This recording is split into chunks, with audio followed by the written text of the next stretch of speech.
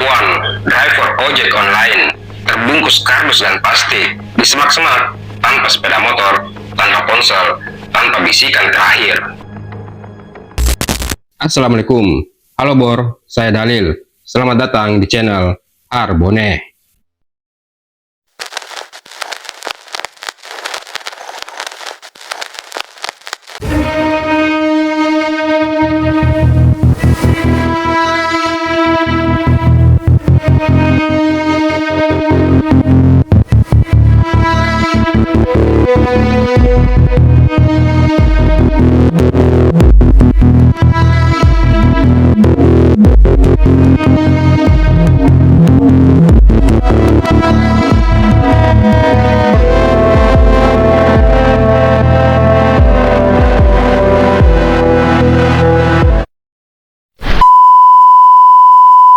Mayat perempuan terbungkus kardus dan plastik yang ditemukan di tepi jalan raya Banyu Urip, Gresik pada Minggu pagi diidentifikasi sebagai pengendara ojek online asal Sidoarjo, Jawa Timur. Sementara pihak kepolisian menyatakan korban meninggal dunia akibat pukulan benda tumpul di kepala yang menyebabkan pendarahan di selaput otak. Kita lagi-lagi dihadapkan pada sebuah cerita kelam dari negeri ini. Cerita yang seharusnya hanya ada di film trailer, tapi kenyataannya terjadi di sekitar kita. Saya kadang berpikir, kita ini hidup di negara yang entah kenapa pembunuhan itu sudah seperti berita harian. Bangun tidur, buka berita, ada saja korban baru. Apalagi korbannya perempuan. Dan yang bikin kita tambah gila, kadang alasannya cuma hal sepele, dendam kecil, uang receh, atau cuma karena ego. Kembali lagi di channel ini, tempat kita ngobrolin berbagai kisah kriminal nyata, kisah kelam yang kadang terlalu kejam untuk dibayangkan, kisah gelap kehidupan yang kadang kita tidak sangka dan sering luput dari perhatian, justru terjadi sangat dekat dengan kita. Bukan untuk menakuti, tapi agar kita sadar bahwa kejahatan itu nyata, bisa terjadi pada siapa saja, serta meninggalkan luka mendalam. Kali ini, saya mau cerita tentang satu kasus yang lagi bikin banyak orang di Sidoarjo dan Gresik sangat terkejut. Kasus yang kalau dipikir-pikir rasanya bikin elus-elus dada. Bukan cuma karena korbannya itu perempuan yang lagi cari nafkah halal, tapi juga karena cara dia ditemukan.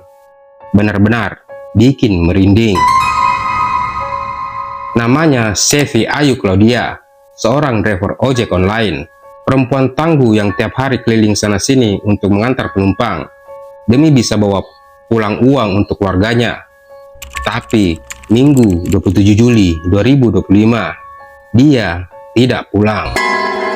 Malam itu tubuhnya ditemukan terbungkus kardus dan plastik, dibuang di tepi jalan raya Banyu Urip, Kabupaten Gresik.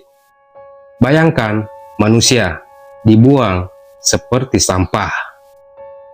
Kenapa pembunuhan terjadi lagi? Apa karena kita hidup di lingkungan yang sudah kebal dengan kekerasan? Dari kecil kita sudah dibiasakan lihat kekerasan di jalan, di TV, bahkan di rumah. Dan parahnya, penegakan hukum tidak bisa bikin jerah. Banyak kasus yang diselesaikan setengah hati, atau pelaku malah mendapat keringanan hukuman. Ya, wajar saja orang tidak takut buat bunuh orang. Kasus ini harus menjadi wake up call buat kita semua.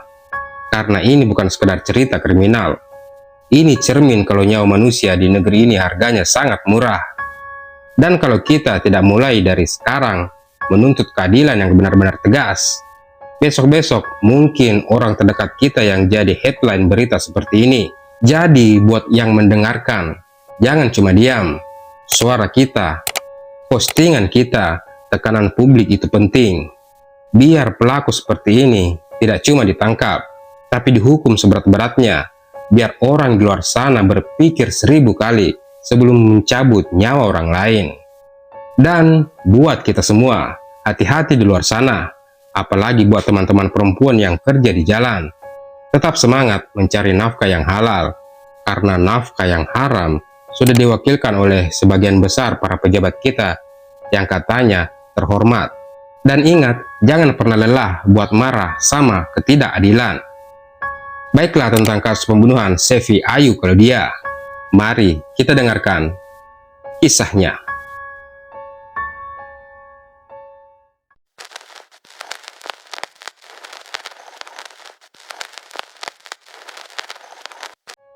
Minggu 27 Juli 2025, sekitar pukul 6 pagi, jasad Sevi Ayu Claudia ditemukan di semak-semak pinggir Jalan Raya Banyu Urip, Kecamatan Kedamaian, Kabupaten Gresik, Jawa Timur. Jasadnya ditemukan dalam kondisi terbungkus plastik dan kardus. Dari hasil otopsi, korban meninggal akibat pukulan benda tumpul di bagian kepala yang menyebabkan pendarahan hebat di bawah selaput otak. Selain itu, ada juga ditemukan 8 luka robek di kepala serta luka memar hebat dari puncak hingga bagian kepala belakang. Selain di bagian kepala, juga ada luka memar di bibir bagian dalam dan lakban hitam sepanjang 10 cm di dalam mulut korban. Leher korban menunjukkan luka lecet dan di tangan terdapat memar serta lecet yang diduga sebagai hasil perlawanan. Jadi bisa disimpulkan, korban saat pertama kali dipukul, dia sempat melakukan perlawanan. Tapi karena kekuatan korban yang lemah saat itu dan tanpa persiapan alat apapun, akhirnya tumbang melawan pelaku yang memang sudah merencanakan dan mempersiapkan alat untuk melancarkan aksi pembunuhan itu. Pihak Satreskrim Polres Gresik yang melakukan penyelidikan dan pengejaran akhirnya berhasil menangkap pelaku pembunuh Sevi Ayu Claudia di rumah kontrakannya di Dusun Bibis, Kecamatan Menganti, Kabupaten Gresik, pada Senin 28 Juli 2025, sekitar pukul 7 pagi. Pelaku bernama Sahrama. Namun, saat penangkapan, pelaku melakukan perlawanan dan mencoba melarikan diri dan harus berakhir kedua kakinya dihadiahi timah panas polisi. Dari pengakuan pelaku, terungkap motif pembunuhan itu karena dendam dan sakit hati. Korban pernah menjanjikan pelaku untuk membantunya menjadi pegawai negeri sipil atau PNS dengan syarat memberikan uang sebesar 5 juta rupiah. Tapi karena janji korban tak kunjung ditepati setelah uang dibayarkan dan korban belum mengembalikan uang pelaku dengan berbagai alasan yang memicu niat jahat pelaku untuk melakukan aksi balas dendam dan merencanakan pembunuhan. Korban dan pelaku sebenarnya merupakan teman lama sejak tahun 2021 saat pelaku juga bekerja sebagai driver ojek online di Kabupaten Sidoarjo. Dan pelaku juga ternyata seorang residivis. Dia pernah mendekam di lapas kelas 1 kota Surabaya dalam kasus yang sama, pembunuhan, pada tahun 2008 dan divonis 20 tahun penjara. Tapi dia dibebaskan pada 14 Agustus 2018 setelah mendapat remisi. Lagi-lagi, hukuman tidak membuat efek jera kepada pelaku kejahatan.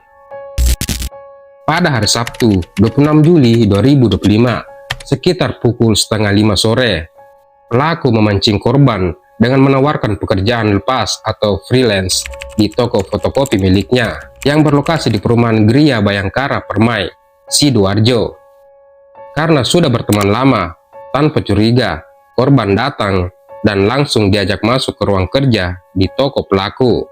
Disitulah Sahrama melakukan aksinya. Tanpa banyak bicara, dia menghantam kepala korban dari belakang menggunakan alat pemotong kertas. Korban saat itu sempat melawan, tapi karena dia sudah lemah akibat pukulan yang pertama, membuat korban tak berdaya, dan pelaku terus melanjutkan memukul kepala korban berkali-kali hingga korban tak sadarkan diri, mengalami pendarahan hebat. Dan ya, Sevi Ayu Claudia meninggal di tempat.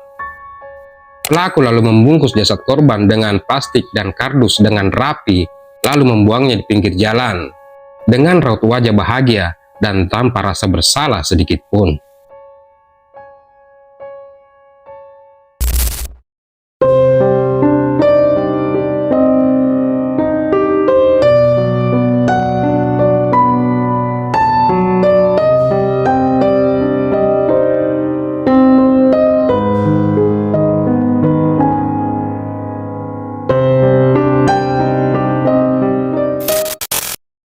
Seorang perempuan, pekerja gig yang gigih, tak kembali, motor hilang, handphone tidak aktif, membuat hati keluarga pilu dan terpukul.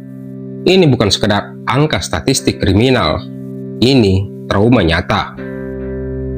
Bagaimana kita mempercayakan keselamatan pekerja ojol di kota kita, wanita dalam tugas keseharian, padahal jaringan keselamatannya rapuh?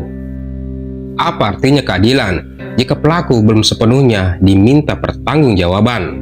Gambaran mental ratusan driver ojol datang ke rumah duka. Suara mereka bergetar, mata mereka sembab, bukan hanya untuk teman, tapi juga cermin solidaritas dalam dunia yang sering lonjong, penuh risiko, tanpa perlindungan. Seberapa amankah mereka yang menggantungkan hidup pada orderan dan keberuntungan jalanan? Sementara perlindungan minim bagi pekerja informal, proses verifikasi rekan kerja terasa ringan. Pelaku kriminal bisa dengan mudah masuk ke dalam jaringan ojol tanpa jejak. Dan di sini celah hukum dibiarkan terbuka. Apakah sistem hukum kita sudah cukup tegas dan responsif atas kejahatan terhadap pekerja rentan? Apakah keluarga korban mendapat pendampingan dan kompensasi moral serta finansial? Lakukanlah hal yang sangat penting, seperti peningkatan scanning atau latihan driver, sistem pelaporan bahaya, hotline keamanan, transparansi keberadaan driver secara real time, dan perlindungan hukum bagi pengemudi. Di negeri ini, darah perempuan seakan terus mengalir tanpa pernah kering. Berita demi berita, layar televisi, lini masa media sosial, semuanya dipenuhi wajah-wajah perempuan yang menjadi korban kekerasan.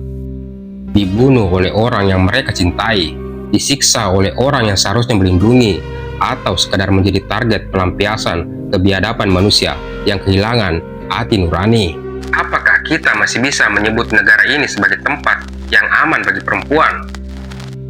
Atau sebenarnya kita sedang hidup di atas ladang pembantaian yang setiap saat menunggu korban berikutnya? Kasus demi kasus terjadi.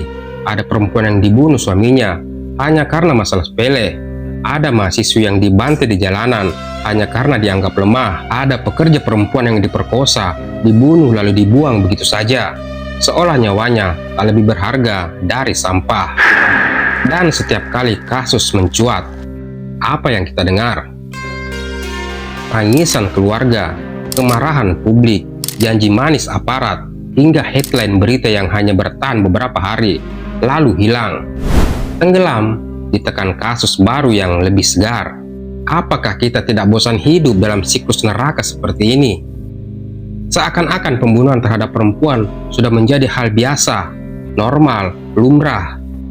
Di balik semua tragedi ini, hukum kita berdiri layaknya macan ompong, tajam ke bawah, tumpul ke atas. Kekerasan dan pembunuhan terhadap perempuan tidak pernah berhenti, karena pelaku tahu sistem hukum kita lemah. Pelaku tahu ada 1001 alasan untuk meringankan hukuman. Menyesal, masih muda, punya anak, dan hakim pun luluh. Tapi pernahkah hakim itu berpikir seorang ibu yang kehilangan anaknya, seorang anak yang kehilangan ibunya, apakah itu bisa ditukar dengan kata menyesal? Inilah wajah hukum kita, sering lebih sibuk mengurus citra daripada melindungi nyawa. Banyak pelaku yang masih bisa tertawa di balik jeruji besi, mendapat potongan hukuman, bahkan melenggang bebas seolah dosa mereka bisa ditebus dengan waktu. Dan jangan lupa, sistem sosial kita pun ikut berdosa. Budaya patriarki yang masih mengakar, anggapan bahwa perempuan hanyalah pelengkap, masih menjadi bahan bakar yang terus menyulut bara kekerasan ini. Pertanyaannya sederhana, simple. Jika hukum tak tegas, jika masyarakat tak peduli, lalu siapa yang bisa menjamin perempuan berikutnya tidak akan menjadi korban? Apakah kita akan terus membiarkan darah perempuan menjadi berita harian? Atau kita akan berdiri, bersuara, melawan demi menghentikan rantai kekerasan yang tak pernah ada ujungnya? Sudah saatnya kita berhenti menormalisasi kematian perempuan. Saatnya pendidikan tentang kesetaraan gender harus digunakan sejak dini. Dan sudah saatnya masyarakat harus berhenti diam. Karena di balik setiap nama korban ada impian yang terkubur, ada keluarga yang hancur, dan ada bangsa yang gagal melindungi rakyatnya.